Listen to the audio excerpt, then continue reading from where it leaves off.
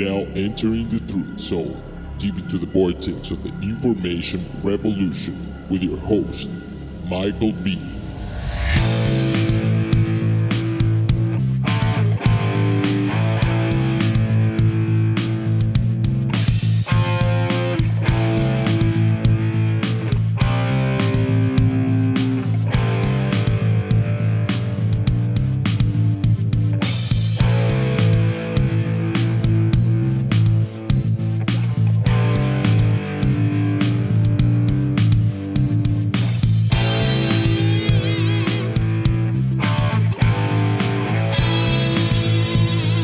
I am your host, Michael B., and this is the Truth Zone. Emphasis on the truth. And today, I am not going to be a fan of the Trump sycophants. Now, there is a huge difference between understanding that Trump was the lesser of the two evils compared to Hillary Clinton, and no way could we have allowed her to be president and continue Barack Obama's agenda and bringing America to its knees. Excuse me, sorry. But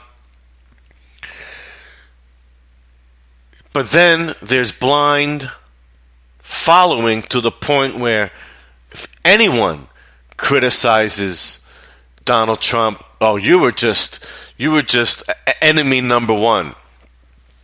Well, I'm going to criticize Donald Trump today. I'm going to criticize him and his entire administration. Two things that he is absolutely going back on his word are his foreign policy in regards to the Middle East and what he promised in regards to health care. And I'm going to be playing two powerful clips today.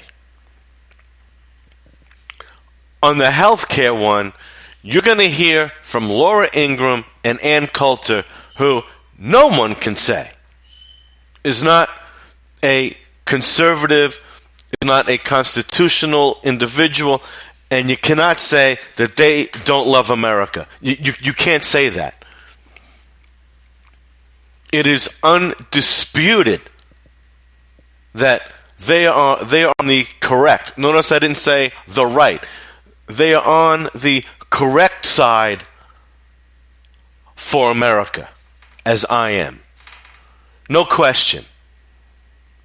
And they both slam the GOP health care bill that Donald Trump is so hot and heavy to sign. He just wants to be able to say that he repealed and replaced, and that emphasis on replaced, we don't want it replaced.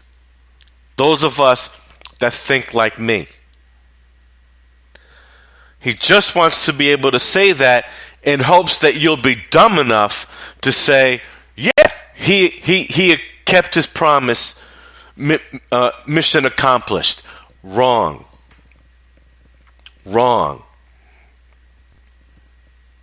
He also promised an end to regime change, and he promised to wipe out ISIS. Now, I've heard reports that ISIS is losing, they're getting weaker. I'm not going to dispute that. But every time that the military-industrial complex of the United States of America attacks Syrian government sources, how can anyone say that does not help ISIS? If the fight is between Syria and the so-called alleged Syrian rebels, which we know are ISIS, how can anyone say attacking the Assad government is not helping ISIS, isn't delaying their ultimate defeat. How can anyone say that? It's ridiculous.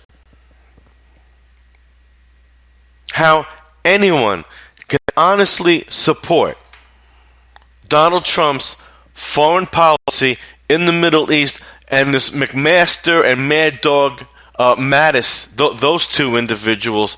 I don't know what you're smoking. I don't want any. And how anyone can support this health care bill just boggles my mind. That's even worse than supporting his foreign policy. That's even worse. Because you can at least pretend to make an argument that, well, Donald Trump is standing up for the Syrian people. Maybe. I don't think so. But you could at least pretend to make that argument. In healthcare, you've got none. Zero. This is a back-breaking, crippling plan that ultimately will drive us into European single-payer, and folks, ball game over. That will absolutely further bankrupt the country, and the country's bankrupt. This monetary system is garbage, based on nothing. Based on we the people not having a viable alternative to this fake petrodollar that Nixon got us on.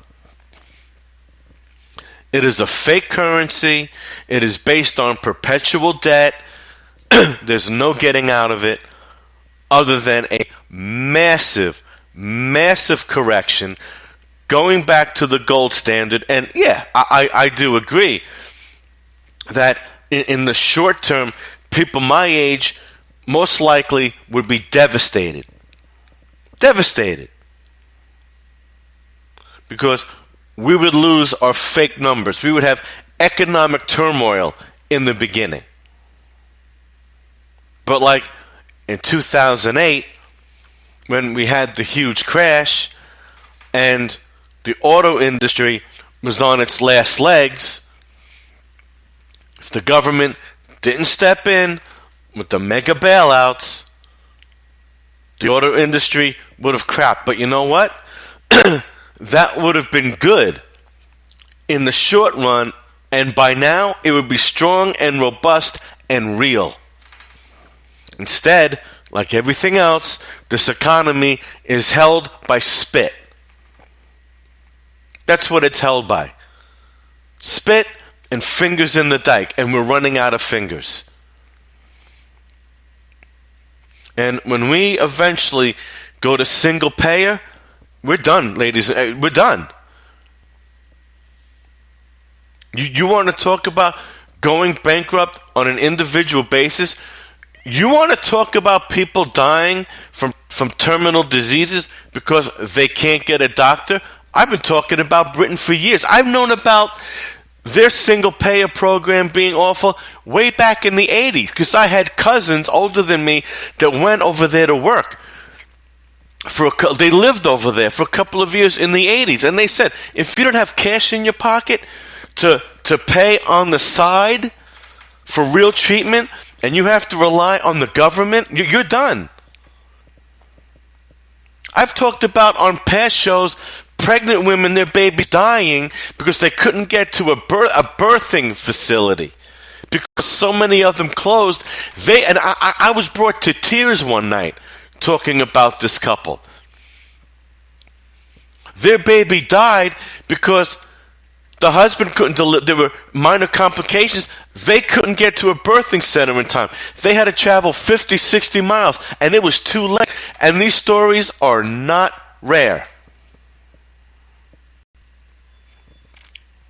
I dated a girl who was from the Czech Republic. Her mother was diagnosed with cancer or cancerous cells, was on a 6-month waiting list to see an oncologist. There's your government-run health care. It's disgusting. But I'm going to offer 2 solutions at the end of this show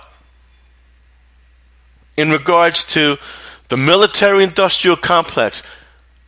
You're not going to like this one, and I'm going to offer an alternative to this healthcare crap that I've been on for 3 years. And it's like, I feel like I'm the only one. I'm the only, that I know of, podcaster or terrestrial radio show that is showing you people and is living proof that there are alternatives to not being stuck in the federal secular healthcare guidelines. I've been free of it. I've been free of the government-run healthcare model without going without insurance and leaving myself open for financial catastrophe from an illness. I'm covered. I'm covered from that scenario, and I am not under the government thumb. I'm free, and I've shared this and nothing. I've shared this on Twitter. I've shared this on YouTube. I've shared this on my shows over the years. I've shared this on Facebook. Nothing. You would think I would have 100 people every time I post libertyhealthshare.org. You think I would have over 100 people every single time thanking me for providing an alternative and talking about how it works for me. I'm 52 years old. I pay $199 a month. I have a $500 deductible. I went and saw a doctor yesterday. I'm due for a colonoscopy and an endoscopy, and guess how much it's costing me? $0. Because it's a screening. On top of that, I have an Aflac cancer plan. $53 a month. Oh, excuse my voice. $53 a month. So I'm paying $252. And guess what? If I'm not mistaken, a colonoscopy is covered under that colon plan. Aflac is going to pay me. So you know what, folks? I'm paying $0 for my colonoscopy, and I could take myself out to dinner if I want. And depending upon the money, I could take my wife out, courtesy of Aflac, just for covering myself. How about that? But no thank yous, no reactions, nothing. And that tells me, folks, you want to stay stuck. You just want to bitch and moan, but you don't really want to get out of the system. Because I doubt that I'm the only 52-year-old man on Facebook qualifying for this plan. I've got people of all ages listening to me because I can tell by their birthdays, because I wish people happy birthday. And they're in their 20s, 30s, 40s, 50s, 60s, 70s. So I doubt that I'm just talking to people stuck on Medicare or for another reason wouldn't qualify. But yet I hear crickets. Nothing. No reaction. So I think you people, you want to stay stuck. You want to stay a slave. You want to stay in prison, and you enjoy being lied to. I think you like it. And I find that very, very sad. So, I'm going to play 2 clips today. The first one coming up is titled, "Will the U.S.-led coalition strike Damascus, Syria, on false pretenses?" And then I'm going to read an article, from zerohedge.com, and you could call it fake news all you want. No, sorry. This is just one of several sources, but this article was the most in-depth, and that's why I picked it. And if I'm not mistaken, it was also on the Alex Jones show because it was that good. And I'm going to read you from that. And you know what, folks? Say what you will. But in regards to the Middle East and what's going on with Syria, it looks like Donald Trump's foreign policy on Islamic terror is the same as it ever was. Here we go with the first clip.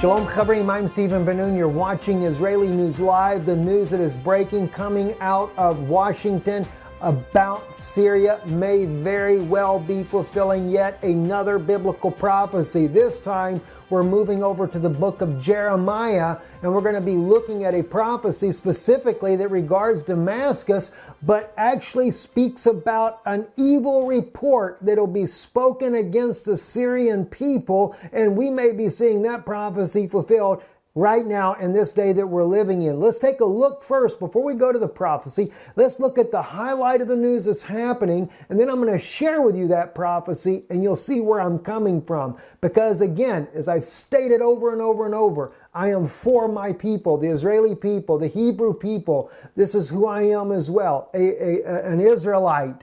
All right? And so the thing is, I am against all of those that are against Israel. But the problem that we are seeing, those that are truly against Israel are the very ones that are claiming to be her allies in many cases. Watch what we're going to look at right now. All right, White House, what is Office of the Press Secretary revealing? A statement from the press secretary. This was on June 26th. Today is June 27th, 2017.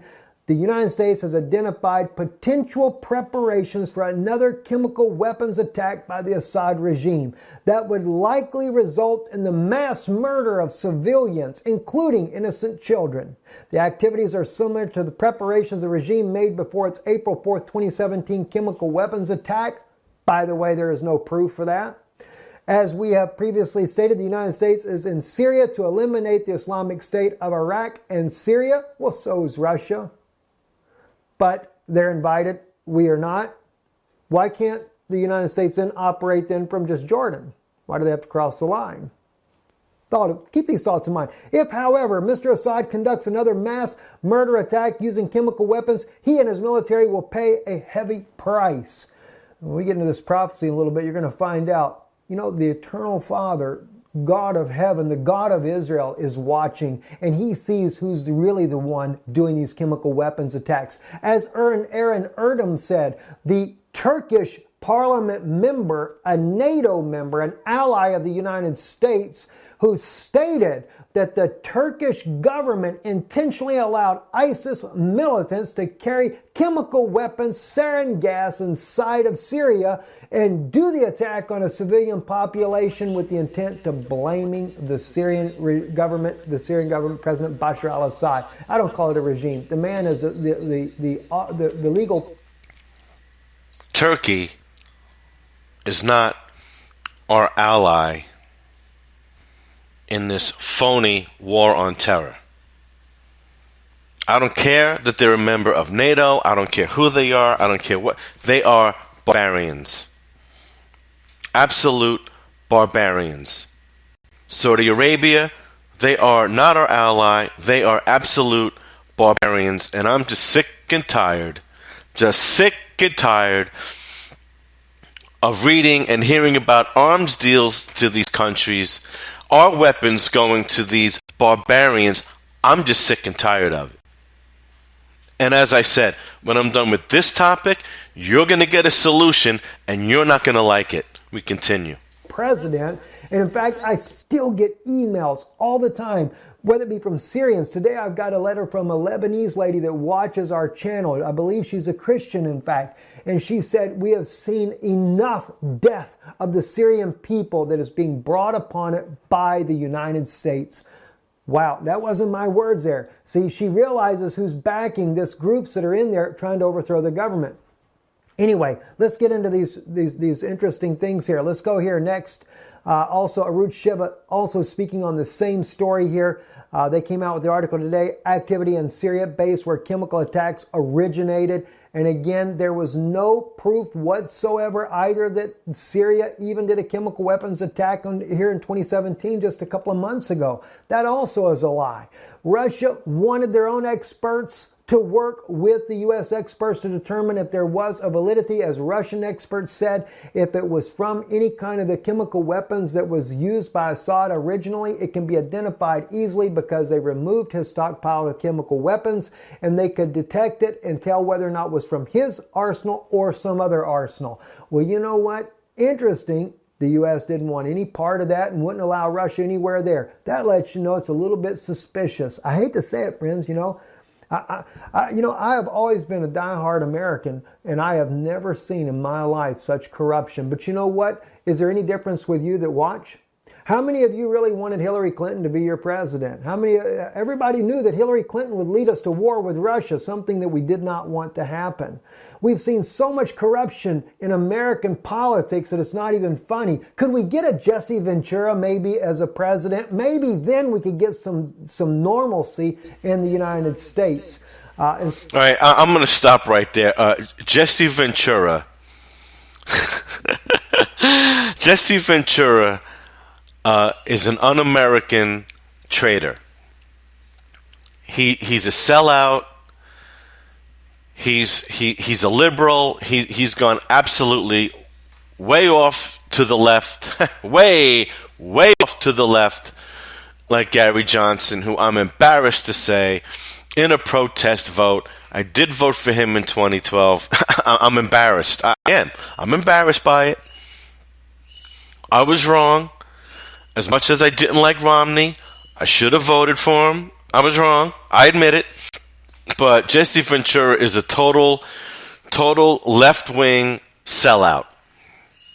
And it's funny because before the election, I had called the Alex Jones show. And I went off with Alex about Jesse because he had him on days before. And I'm not even going to tell you what he said. It was just ridiculous as far as the border situation.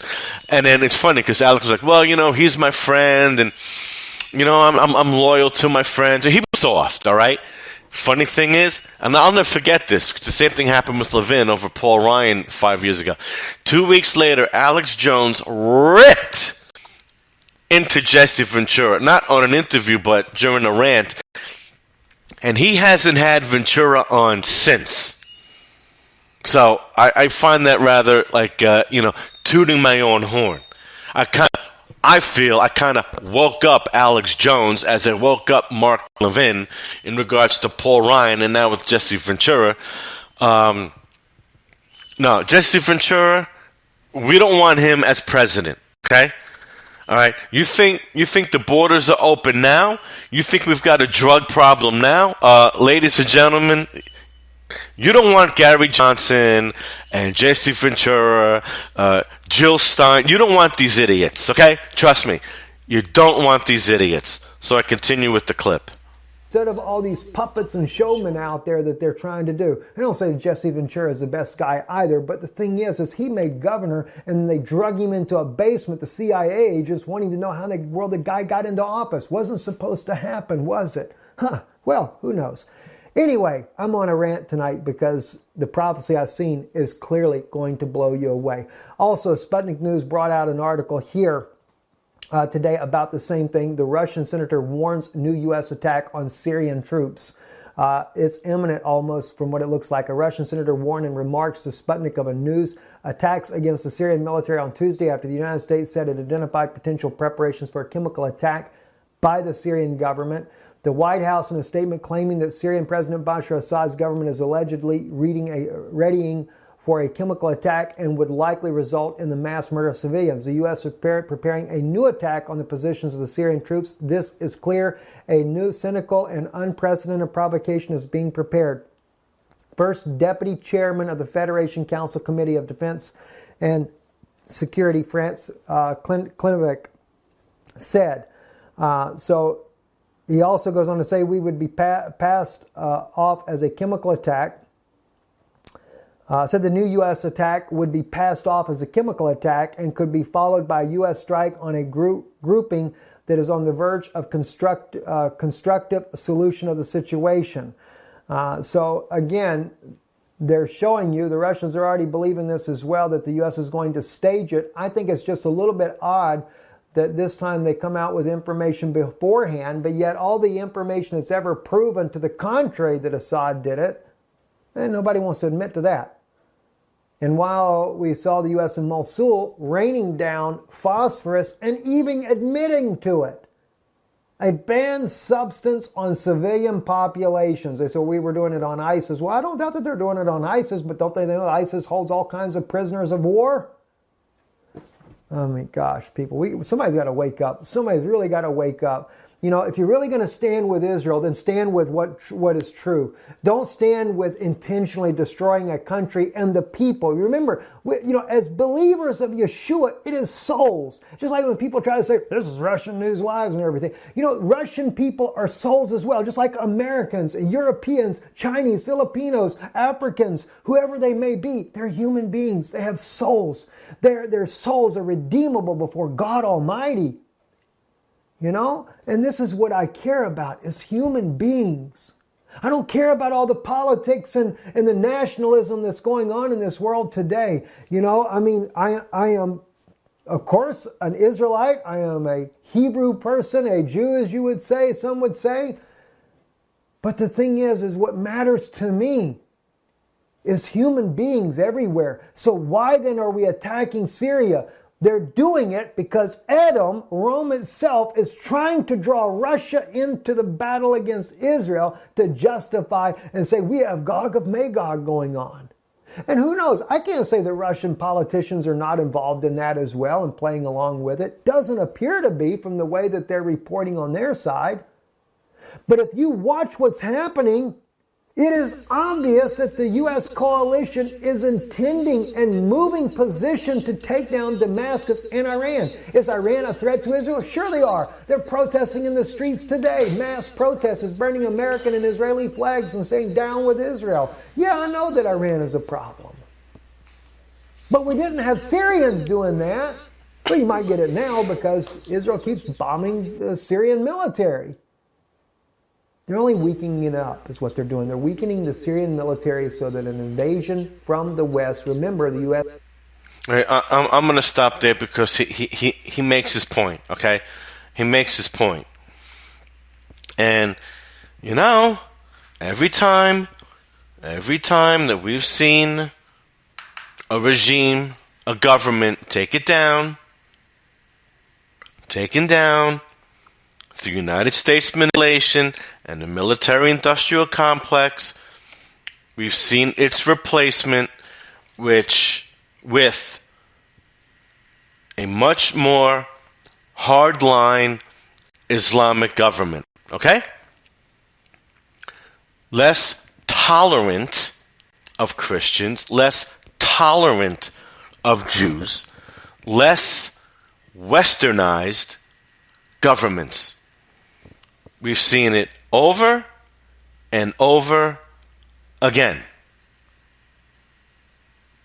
Now,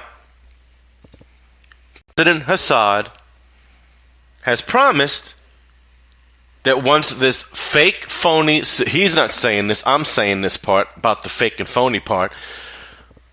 Once the so-called rebels are totally defeated and surrender, or are wiped out, and the civil war is declared over, Assad has promised to step down and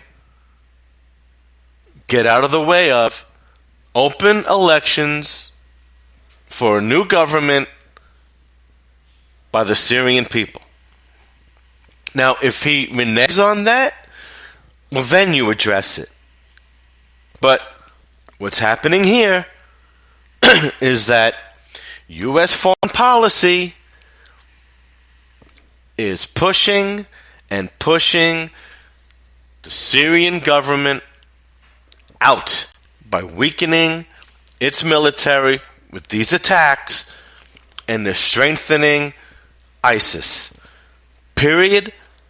End of story. And if the same modality is used and Syria has a different government, not by the way of real elections, we'll have another Libya and Egypt on our hands. We'll have another Iraq in total shambles. We're going to have it again. And Trump promised he wasn't going to do that. He wasn't going to perform the same tactics causing regime change in Syria, and he has gone against that. He is responsible for what the military is carrying out. He's responsible. Period. End of story. He has allowed Nikki Haley, UN ambassador, to run wild with rhetoric. Now it's, we're seeing evidence, not producing any, just like Comey's memo, not producing a word. The public isn't seeing any evidence, none. We see evidence. If there's another attack, we know it's Assad. You don't know anything. The evidence was proven in 2013. It was the rebels. There was no investigation on what happened on April 4th of this year. None. And you don't have anything now. Zero. None. But you're going to have the Trump sycophants like on Facebook Universe and Twitter going, Trump, it's wonderful. Whatever he does, it's great. No, it isn't. When it's not great, I'm going to tell you when it's not great. And that's my opinion, sure. Not really just mine now. See, I get them from the experts. I get them from independent experts that, first off, are not brainwashed by a certain ideology, number one. And number two, they're not bought and paid for. They don't have sponsors and puppet masters telling them what to do. They're 100% independent. 100%. We the people finance their incomes so they can keep going and reporting. We do that either by subscriptions or which Alex Jones has a subscription to Prison Planet, but the Alex Jones show is free, but he sells products. That's how he keeps going. Doesn't receive anything from corporations, doesn't receive anything from the government like NPR, none of it. That's who I go to most of the time. And if I give a mainstream media reference on Facebook, I'm checking independents too. And you know why I use mainstream media sometimes? Because of you people. Oh yeah, we see surveys. Mainstream media, 6% trustworthy. Yet I see the same clowns on Facebook, Fox News, CNN, MSNBC, and then when somebody uses an independent source, that's fake news. It's fake because you don't like what's being said. But if it said that Donald Trump, he just, he just discovered uranium in Asbury Park, well then it's true. Unbelievable. So I'm going to go to this article on Zero Hedge, which is much more in-depth if my computer will cooperate. Doesn't seem to want to, and I'm getting pissed off. Okay. Well, I'm going to have to play more of the clip. Here we go. So now it's working. So this comes from Zero Hedge, and it comes from June 27th, a few days ago.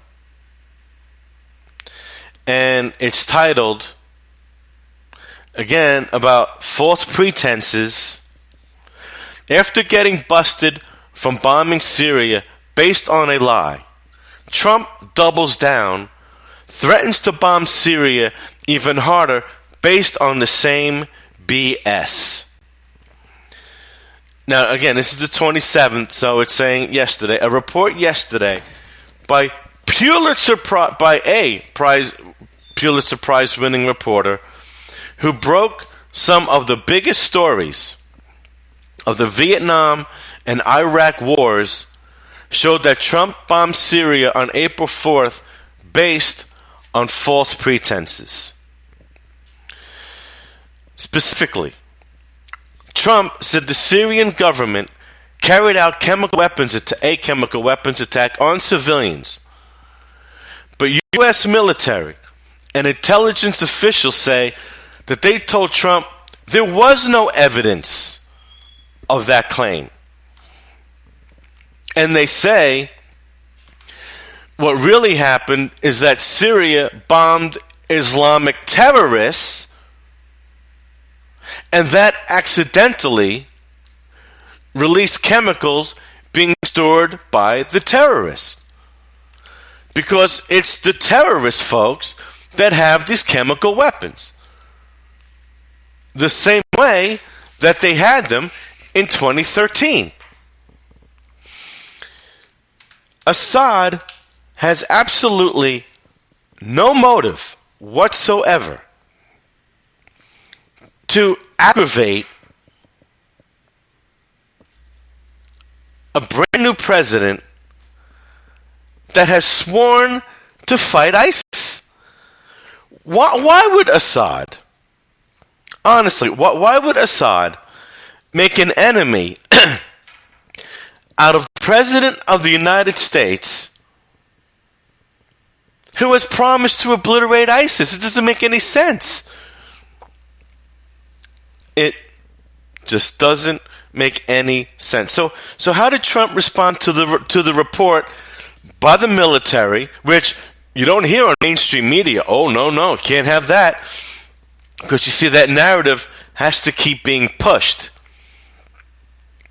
And that is expand in the Middle East, do more regime change, control, and put in more jihadist governments, which is really what's happening here. Because, see, this war on terror, folks, can never end.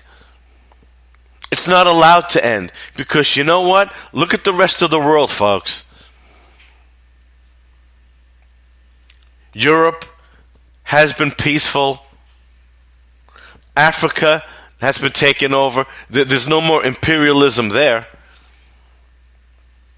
Right? You can't have that. It's done.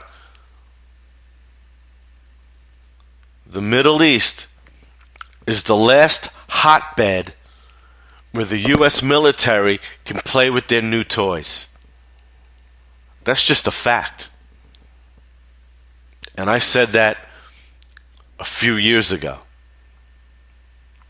Because if the so-called war on terror was actually won, what does the U.S. military do? Where do you practice your toys? You can't kill Americans with them. I mean, that's a no-no. So where are you going to go? You basically have nowhere to go with your new toys. So you've got to keep the last battlefield going, ladies and gentlemen. And that's what this is. It's keeping the battle going, keeping it alive. So what is the response? My computers are really acting up. I'm going to play some more of this clip while I get this together. Has troops inside of Lebanon. They sent that huge container there with U.S. troops. All right, so the United States has identified potential preparations, right, just like the Russians hacked the elections, for another chemical weapons attack by the Assad regime that would likely result in the mass murder of civilians, including innocent children. The activities are similar to preparations the regime made before its April 4th, 2017 chemical weapons attack. Oh, You mean the Syrian government is planning on bombing Islamic terrorists again? Because that's really what they're doing, folks.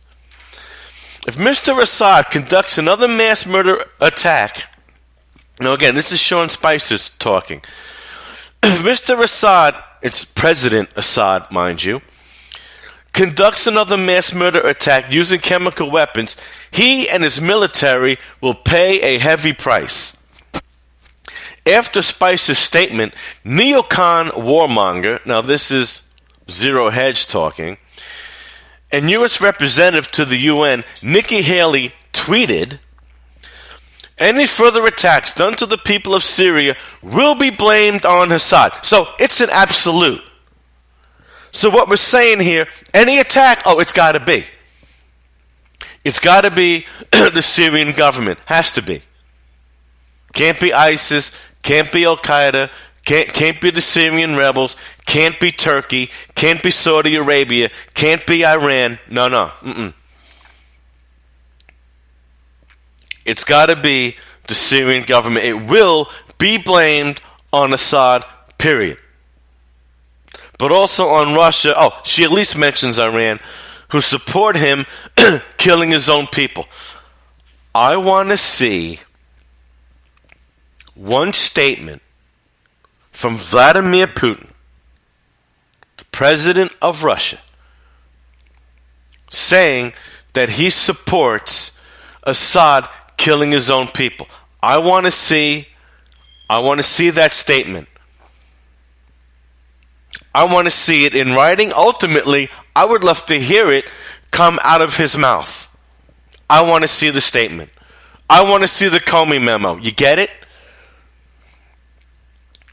Do you people not see how both sides of the aisle are playing the same game on us, folks?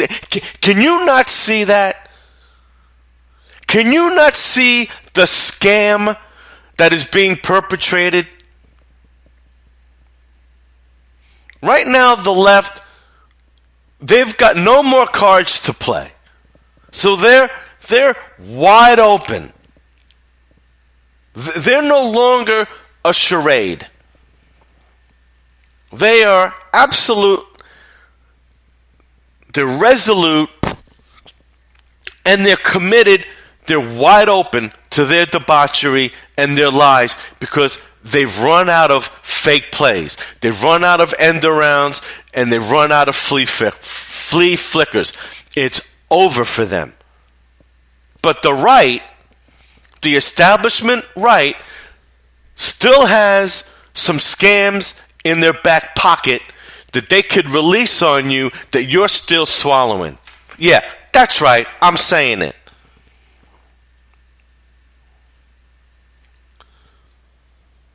The left wing has run out of Kool-Aid. They're feeding us their poison straight up now. They've got no more to mix it with. And we see that. So we rebuke them easily. But the establishment right, their Kool-Aid pitcher is still half full. And a lot of you people are just, you're drinking it down. So, any attacks done to the people of Syria, that's it. The Assad government did it. That doesn't give ISIS and whatever other name these rebels want to use. That doesn't give them the green light. That doesn't give them carte blanche, does it? Are you freaking kidding me?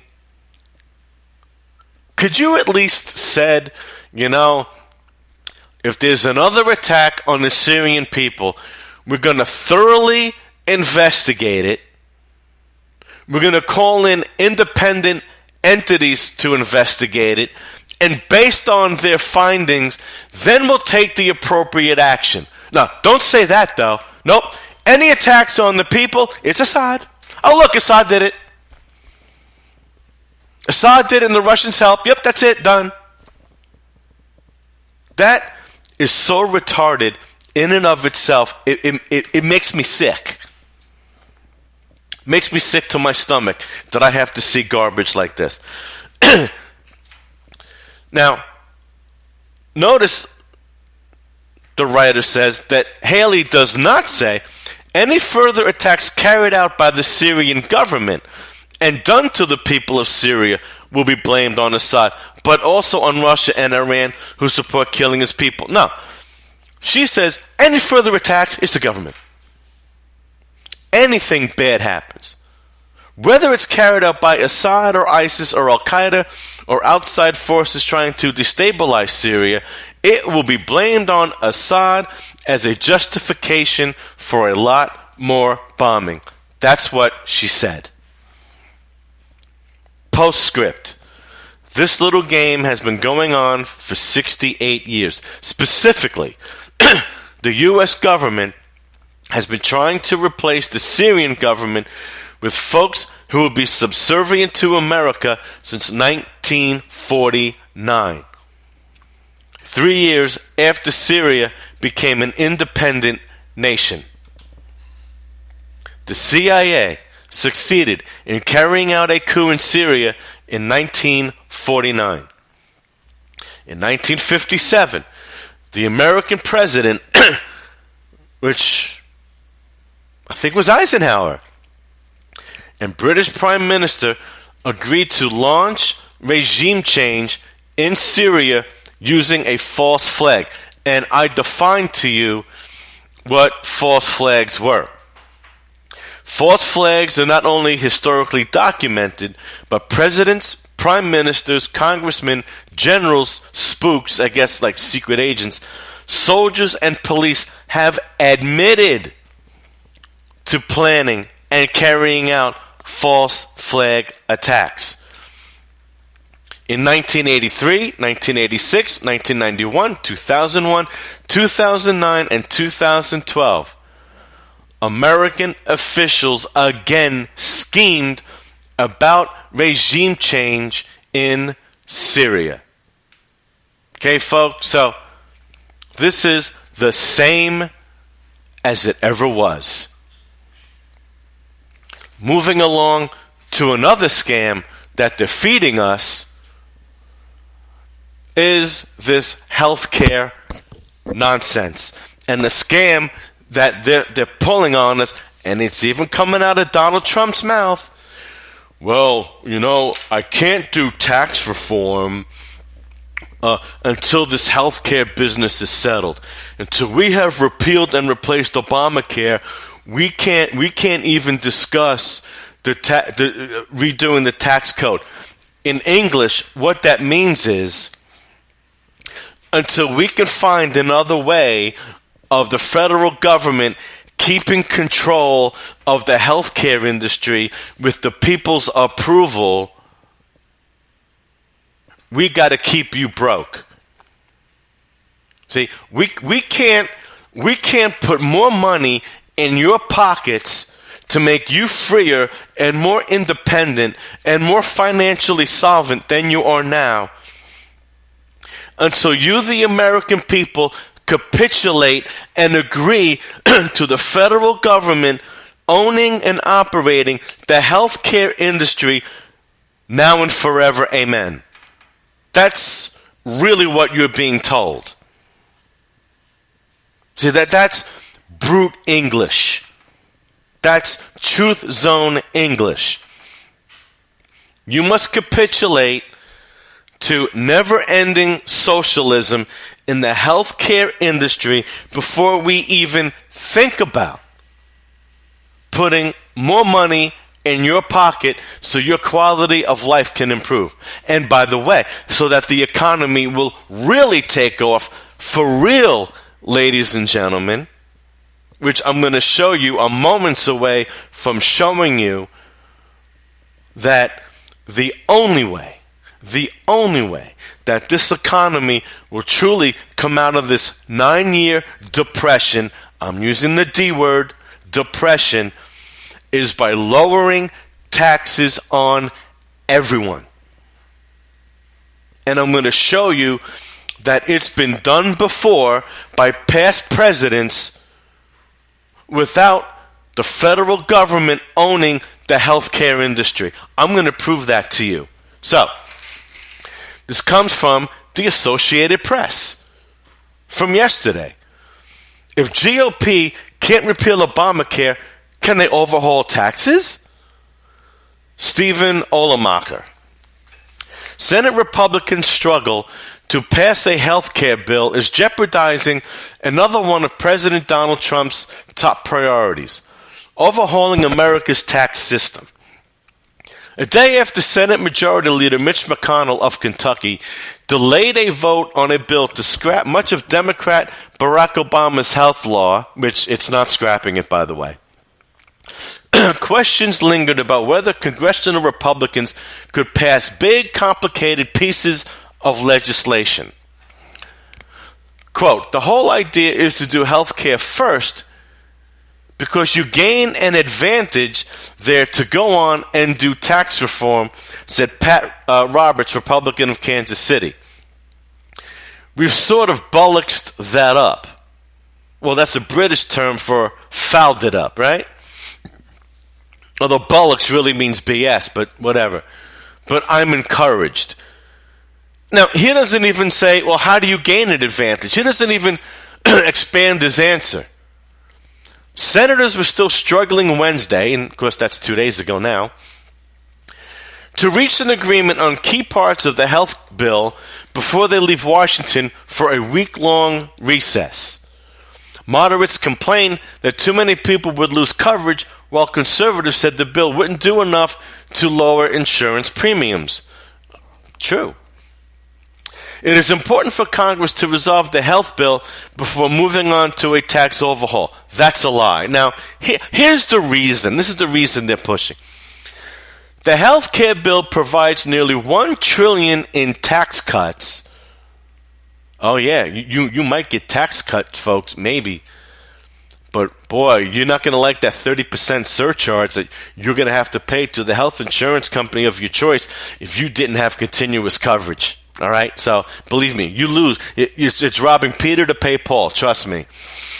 So the health care bill nearly provides $1 trillion in tax cuts that won't be added to the nation's mounting debt.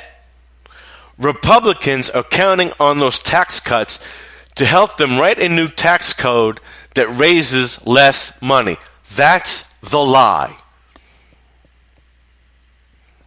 What this article is telling you that Republicans are telling us is that by creating these tax cuts, the IRS will take in less revenue, thus adding to the debt. That is a bold-faced lie.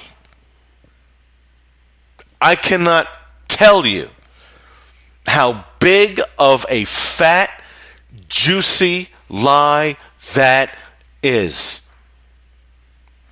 History has proven that when tax cuts are made, the IRS takes in more revenue than before because more people are back to work. The IRS is receiving more money per volume, and there's another added bonus. The more people go back to work, the less people dependent upon government writing checks to them. So it's a two-pronged bonus. More money is coming in because more people are paying taxes, and less money is going out because less people are receiving government checks. That is the truth. This statement that less tax revenue will be coming in is a lie.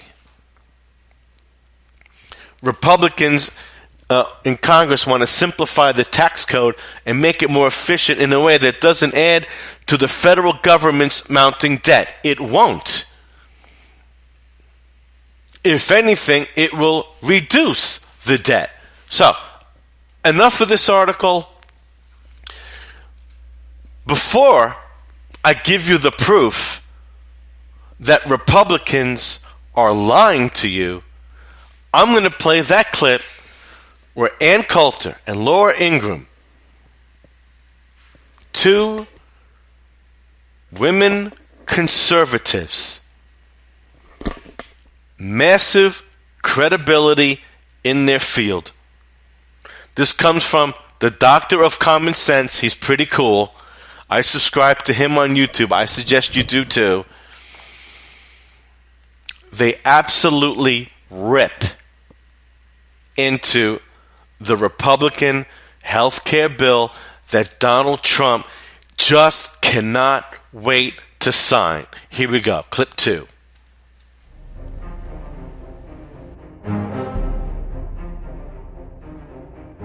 Hello and welcome to Common Sense TV. I'm your host, the Doctor of Common Sense. The GOP is presenting their health care bill.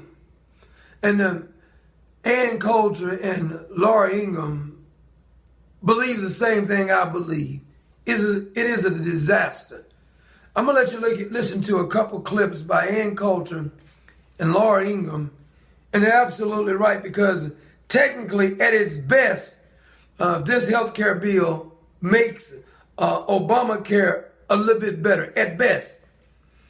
It literally takes away some taxes and things like that, but you still have reassignment surgery on there. If you have a gambling addiction, that's on there. These entitlements, and it's not free trade. This is not the free market. I actually like what Ann Coulter says about it.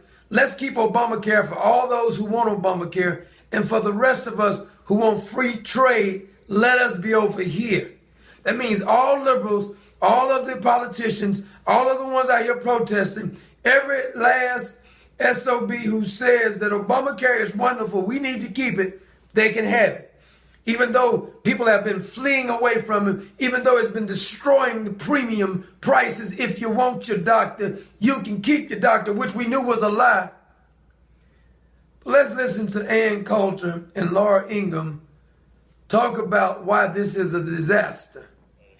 On the market side and the Medicaid side. So you can pick one or option 2, Laura. Well, yeah, that's all well and good, and I hear a lot about Mitch McConnell's the brilliant tactician, and Mitch McConnell's an expert, and all that, and he has been in many regards. But this is a complete embarrassment for the Republicans. This is poorly coordinated. It basically de minimis communications on the part of Republicans. In almost every state, you see the people revolting against what's happened on health care. They were supposed to deliver this. The fact that the White House comes out and they say, well, we're having great conversations.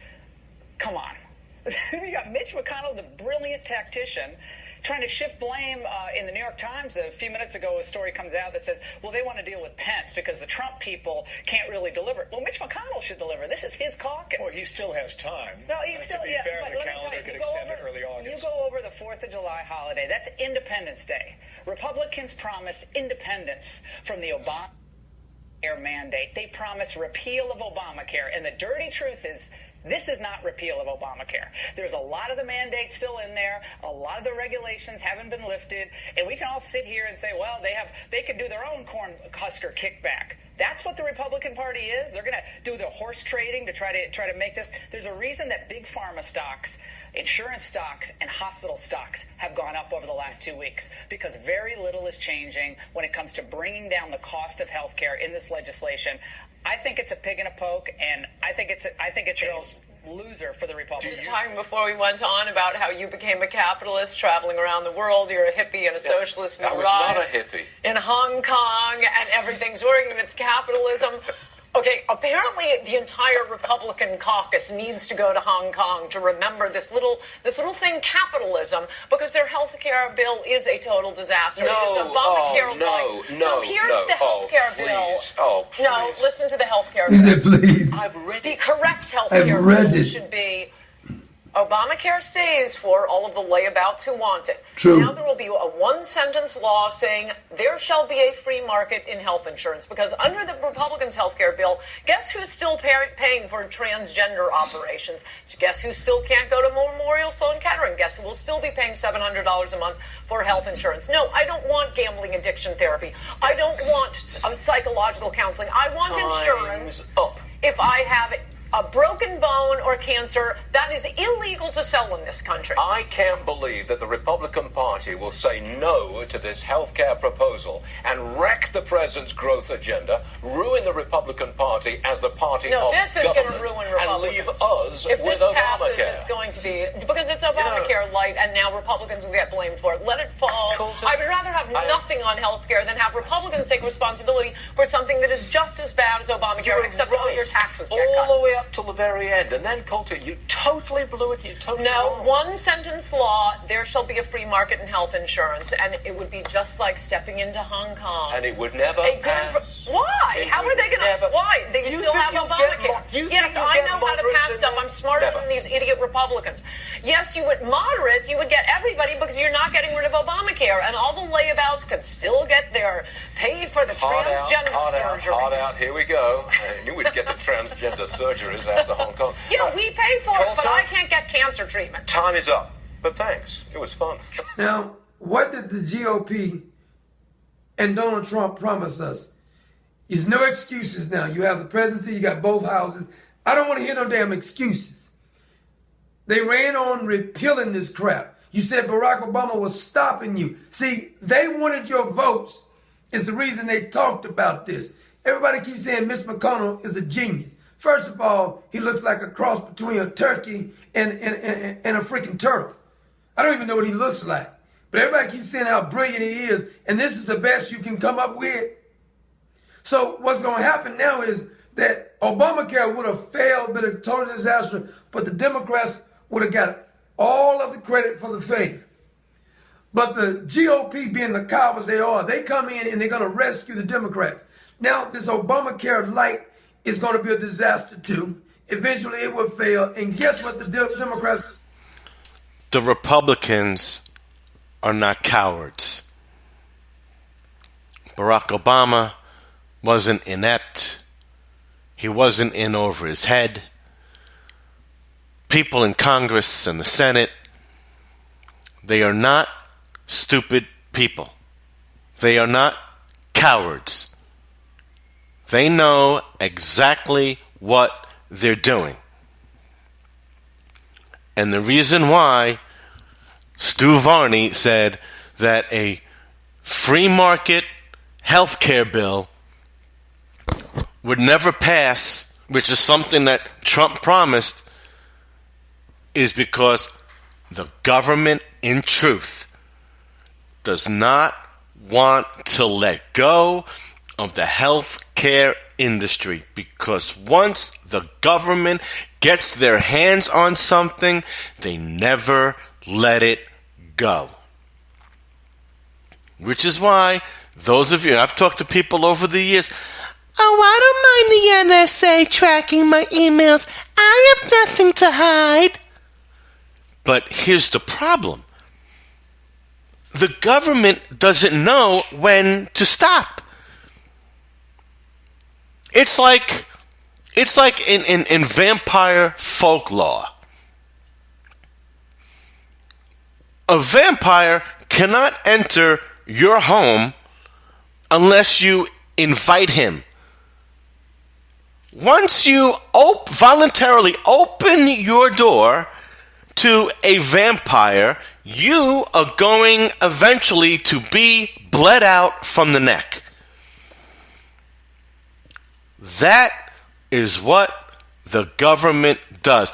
The government is a vampire that you, in a representative republic, you can vote, right? We're not a military dictatorship yet. You invite the government into your life, you never get rid of them. They're like a vampire. they never leave.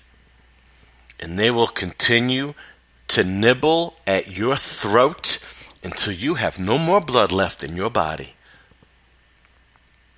And then basically, you might become one. I mean, that's the folklore, right? The government does not want to let go of the healthcare industry. There's too much money for them. And for you people to accept this healthcare plan and want this to pass, you are no better than the left wing that wanted Obamacare. You're no different. So I suggest you people do a hell of a lot of research and read the highlights of what is in this bill and listen to people like Ann Coulter, Laura Ingraham. There's people out there like Peter Schiff that knows about the economy, Gerald Celente, Jerome Corsi. Folks, you cannot be on board with this health care bill unless you just want communism to reign. So I'm going to continue on with the doctor of common sense. He's calling it like it is. I mean, this man is on it. If you had left Obamacare in place, we would be fine, and then the GOP are going to get the blame for this crap. All of this hobnobbing and communication, and this is the best you can come up with. Just write a one-liner. Repeal Obamacare, damn it. Whatever you replace it with is better than Obamacare. Giving out these entitlements, kissing up with the liberal agenda, paying for everybody's free shit is not what you promised. Repeal Obamacare. This is the promise they ran on, and you're not delivering. You know, the reason you're not delivering is because you care what all the rest of these clowns care about. When you ran to get elected, you got elected on the promise. I don't know how stupid these people got to be. I don't know who advises the GOP members, and this is including Donald Trump. I don't know who advises you people. Because you were elected because you said it was popular to repeal Obamacare. That's what you ran on. You ran on tough on immigration. That's what you ran on. So don't give me this Obamacare light now. You emphatically said you would repeal it. That's what Donald Trump says. That's what the GOP member says. Now they're in control of everything, and they are trying to appease the freaking liberal. I don't give a damn about no bipartisan nothing.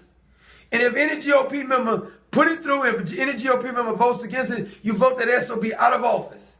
You destroy his career that he's never able to run again. But going down this road right here, you're going to get credit for failure, and you're going to own it. I mean, this is sad. This is the best they can offer. Repeal Obamacare. It's simple. It's just as simple as that. Whatever you replace it with, because the old system was better than Obamacare. Go back to the old system. This is not the free market. This is a joke. This is a bunch of entitlements and handouts as if the GOP is just as worse as the liberals in doing this crap. When does it stop, damn it? Well, he certainly is upset, isn't he? Let me throw you a couple of tidbits for you. What he alluded to was correct. In August of 2016, both houses passed a bill to repeal Obamacare. There was no mention of replace. It was a straight up repeal. Now, I don't know. I'm a little funny. I ask myself, well, why aren't they just doing that? Why aren't they just putting up the same bill that they passed in August of 26? Don't change anything. Just put that up. That was a straight up repeal. And then, you know what? It hit me. And I'm aggrandizing because I knew the answer in 2 seconds. It hit me. Oh. See, the GOP was less than 3 months from elections. They needed our vote, And they knew that Barack Hussein, the communist Obama, would veto that bill. And they know that enough American people were gullible to say, the Republicans did their job and Obama stopped them. I'm going to vote. They're going to do it. And then the improbable happened, that the government, the GOP rather, establishment never saw coming. Maybe they never saw it coming. I don't know. Let's pretend that they didn't. Donald Trump won. You see, if Jeb Bush ran against Hillary and perchance he had won, well, they're brother and sister now, you know. He totally would have just, passed another Obamacare light, no problem, and he would have been open about it. But you see, Donald Trump promised us something different. He promised us going into a blast to the past and giving us a pre-Obamacare model, which the doctor of common sense alluded to. And for whatever reason, that Donald Trump is going against his word, because the things that he promised in his platform is not in this health care bill. I'm hoping one day he'll answer if they pass this nonsense eventually, ultimately. But now the word replace is in there. Because the truth is, folks, like I said, they want to own it. They want to keep this industry under their thumb because they've got their hands in big pharma.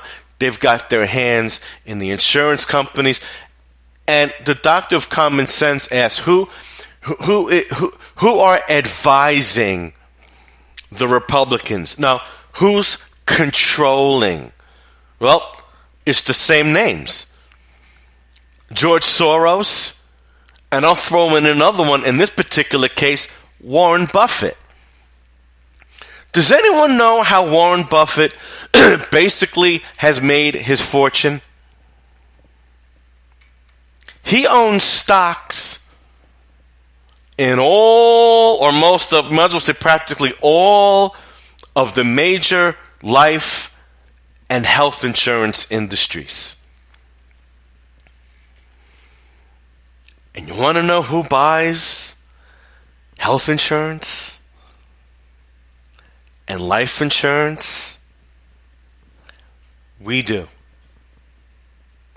Because we can't pay for stuff out of pocket. And we don't have hundreds of thousands or millions of dollars to leave to our families in case we die prematurely. That's why Warren Buffett said, yeah, raise my taxes. I'm not paying my fair share. Because he knows, ladies and gentlemen, that the less money we have in the bank and the less property we own to hand to our children, the more insurance we need to buy so we don't feel guilty that when we drop dead, we've left nothing to our children to build upon. Yeah, that's the truth. Go see if you can find Warren Buffett's stock portfolio or articles alluding to the bulk of his wealth. I'm telling you, it's health and life insurance companies. The less monetary solvent people there are, the more insurance policy owners there are. The more policies written, the more money these companies make, the more money Warren Buffett makes. Are you starting to get it now? So, I'm going to enlighten you on this last part of the show. Going back to the scam, Donald Trump, too bad, he's part of it in this case, that Donald Trump and the Republicans are selling you, and apparently you people are buying, is that our taxes can't be lowered until this health care bill is passed, because the tax cuts, alleged tax cuts in this health care bill is going to add more to the debt. Here comes the bombshell truth exposing the lie. This article was written in 2012. It doesn't matter that it's 5 years old because it's historically accurate. This is about history. And yes, it comes from Forbes.com. Yep, a lot of people say it's a left-wing it's a left-wing site. Well, truth be told, I would say it's more right down the middle. And this article is going to show that, because it's going to give reference to what we would now call in today's world really a Republican conservatarian, but he was a Democrat then. And they're going to talk about two bona fide Republicans, well, in name only, really, the third guy. So let's just go on. Mike Patton, who's a contributor, October 15th, 2012. Do tax cuts increase government revenue? And again, real quick, the Republicans are telling you that tax cuts decrease government revenue, and we can't have tax cuts until the health care bill is passed. So, turn on the television or radio. Pick up a newspaper or magazine, and you're likely to find something on the subject of taxes.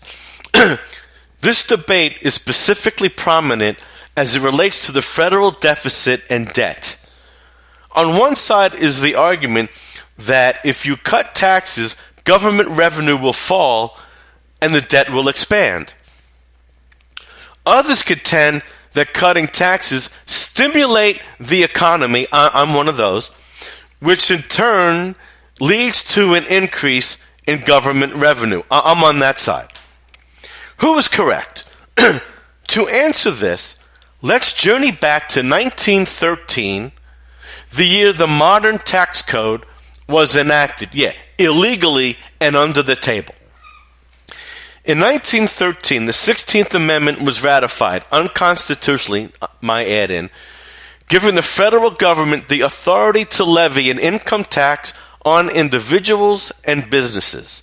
Its design was progressive, meaning communist, in that the tax rate rises as income rises. This assures that those earning a higher wage will pay a higher percentage. It also meant that the job creators will have a problem expanding as the tax rates go up, my add-in. From 1913 to 1915, the highest marginal tax bracket was only 7%. This top rate reached 94% in 1945, the final year of World War II. Think about that.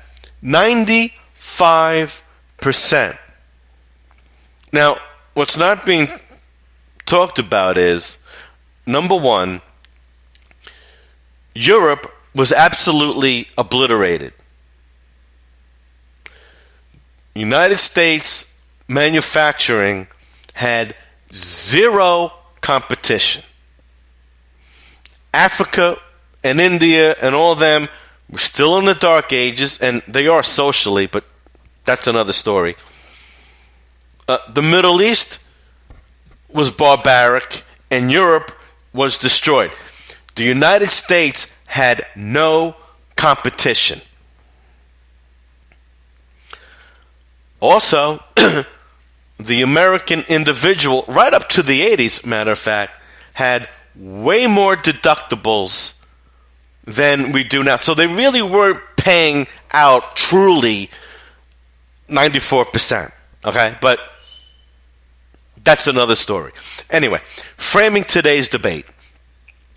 The real question today is, how do changes in income tax rate affect federal receipts?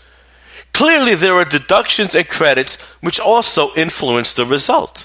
But in the final analysis, the percentage that taxpayers pay is the key statistic. Now, there's a graph, which obviously I cannot show you on radio, reveals the answer. The red line represents the top marginal tax bracket, while the blue line shows the total amount of federal government revenues each year. There are two salient points here. First, as the graph illustrates, as tax rates declined, government revenue increased. Let's read that again. As tax rates declined, government revenue increased. Second, there is a strong negative correlation between the two. To review, correlation measures the relationship between two sets of data. The scale ranges from -1 to +1. The correlation of +1 indicates that the two data sets move in concert with each other. A correlation of -1 indicates that as one set of data moves up or down, the other moves, which is the +1, in the opposite direction.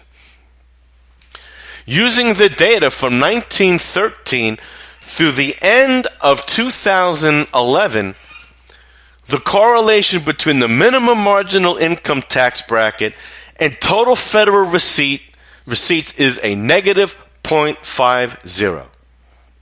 In simple terms, when taxes are cut, federal revenue has a strong, very strong tendency to rise. When taxes are raised, government revenue has a strong tendency to fail. Why? As taxes go up, jobs created goes down.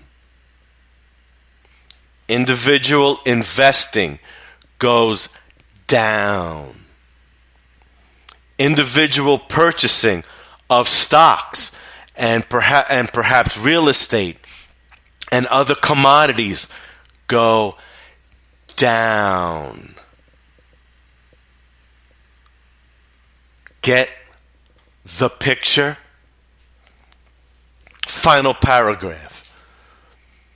The next time you find yourself engaged in this debate and someone tells you that taxes must be raised to pay down the debt, here it comes, folks. Here's your historical record. Feel free to look it up yourself.